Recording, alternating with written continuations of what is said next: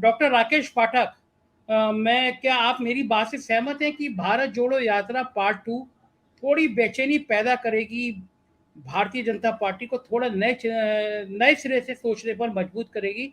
और आप जो हम मध्य प्रदेश में जहाँ से आज आप मेरे साथ जुड़े हैं, वहाँ के हालात में तो अगर राहुल गांधी की एक यात्रा का पार्ट निकल आया तो बीजेपी वहाँ वैसे भी बम विस्फोट पे बैठी है और भगदड़ सी मची हुई है। क्या लग रहा है आपको, क्या सीन होगा भारत जोड़ो पार्ट 2? संजय जी, भारत जोड़ो पार्ट 2 की अभी औपचारिक घोषणा मेरे ख्याल से नहीं हुई है, लेकिन अगर उसका रूट जो अभी बिलाल जी ने बताया उस तरह का है तो भारतीय जनता पार्टी का बेचैन होना लाजमी है। आपने ग्वालियर का आज का समागम जो है उसका जिक्र किया। केंद्रीय मंत्री नरेंद्र सिंह तोमर की पुत्री का विवाह है। 17 केंद्रीय मंत्री, 7 राज्यपाल, 6-7 मुख्यमंत्री, सब लोग आ रहे हैं। नरेंद्र सिंह तोमर एक बड़े सदाशयी राजनेता हैं।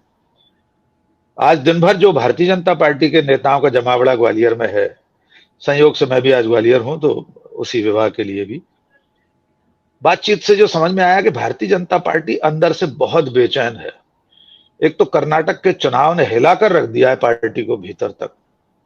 दूसरे, इस चुनाव परिणाम के पीछे भारत जोड़ो यात्रा को भी एक महत्वपूर्ण कारक के रूप में गिना जा रहा है। मैंने एक लेख लिखा था जब राहुल गांधी यात्रा शुरू कर रहे थे, कई वेबसाइट्स पर छपा था कि इतिहास की यात्रा और यात्राओं का इतिहास। ऐतिहासिक तथ्य यह है कि जिसने भी यात्रा की है भारत के और मानवता के इतिहास में, उस हर एक व्यक्ति को यात्रा का प्रतिफल व्यक्तिगत रूप से उसके समुदाय को, उसके समाज को, उसके संगठन को मिला ही है।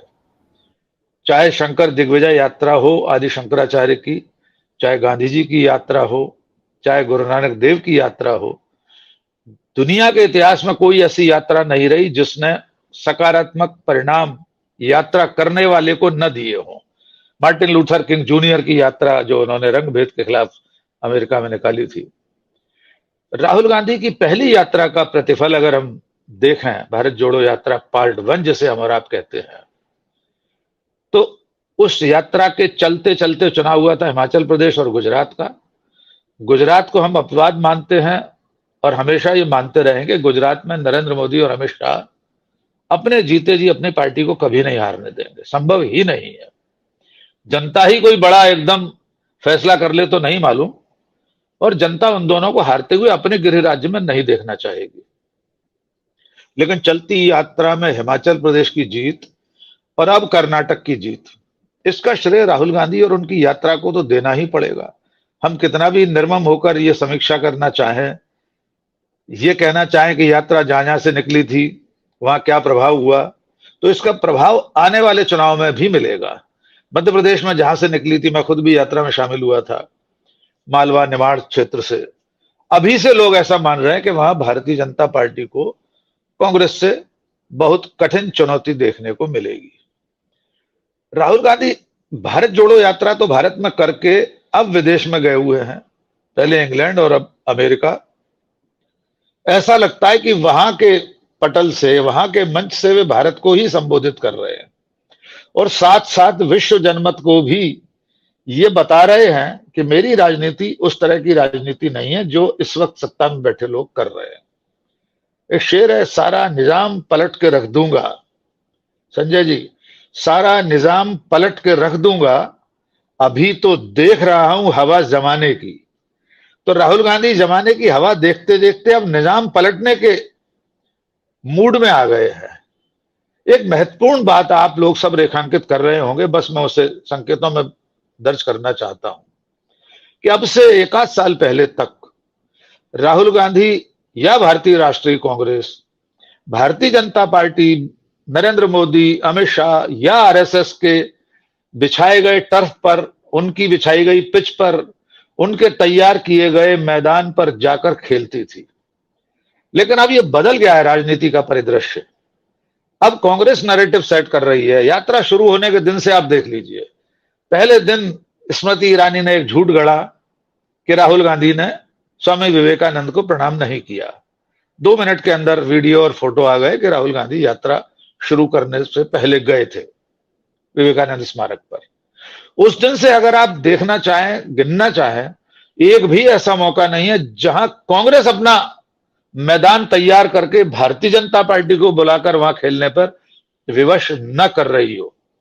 कर्नाटक के पूरे चुनाव में प्रधानमंत्री नरेंद्र मोदी बजरंगबली की तुलना बजरंग दल से करते रहे, धमकियां दी उनके राष्ट्रीय अध्यक्ष ने, गृह मंत्री ने कहा दंगे होंगे।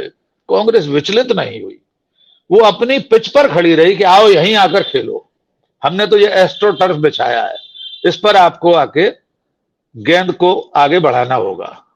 कांग्रेस की ये बड़ी सफलता है। 8-9 साल के इस पूरे कार्यकाल में हम ये सोच नहीं सकते थे कि ऐसा कभी होगा कि आधुनिक युग के चाणक्य अमित शाह की पार्टी को, युगावतार नरेंद्र मोदी की पार्टी को राहुल गांधी के और कांग्रेस के बनाए हुए नैरेटिव पर आकर बात करना पड़ेगी।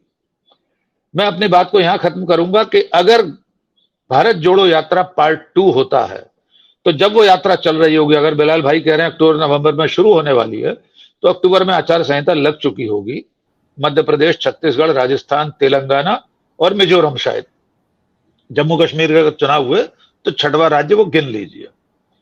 अगर चलती यात्रा में इन 5 राज्यों के चुनाव हुए, 6 राज्यों के, राहुल गांधी एक एक दिन भी अगर यहां आए, इन राज्यों में आए, तो भारतीय जनता पार्टी के लिए चुनाव और कठिन होता जाएगा। मध्य प्रदेश में, सिर्फ उदाहरण के लिए बता रहा हूं, मैं छत्तीसगढ़ राजस्थान की बात नहीं कहूंगा, कांग्रेस जिस तरह कर्नाटक में स्थानीय मुद्दों पर चुनाव लड़ी थी, वैसे ही मध्य प्रदेश में तैयारी। अभी 15-20 दिन पहले पवन खेड़ा और सुप्रिया सुलेनियत की भोपाल में प्रेस कॉन्फ्रेंस हुई थी, उन्होंने कहा था हम स्थानीय मुद्दों पर चुनाव लड़ेंगे। भारतीय जनता पार्टी की परेशानी ही यह है कि अब उसका हिंदू मुसलमान का कार्ड, मंदिर का कार्ड, दुनिया में डंका बज रहा है ये वाला कार्ड, ब्रांड मोदी की छवि, ये सब धीरे धीरे अब दरक रहे हैं। जनता अपने प्रदेश के स्थानीय मुद्दों पर अगर चुनाव लड़ने के मूड में आई और कांग्रेस इस जाजम को बिछाने में सफल रही, तो अक्टूबर नवंबर में भारत जोड़ो यात्रा पार्ट 2 इन 5 राज्यों के चुनाव में भी अपना असर दिखा सकती है। कितना दिखाएगी हम नहीं जानते, उसके लिए अभी यात्रा के औपचारिक ऐलान का इंतजार करना होगा। जी संजय।